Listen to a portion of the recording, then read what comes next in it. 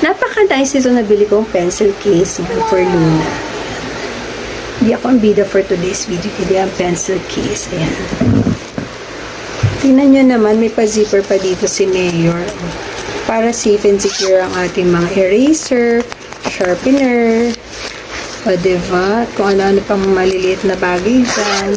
Tapos, dito naman yung mga pens and ball pens.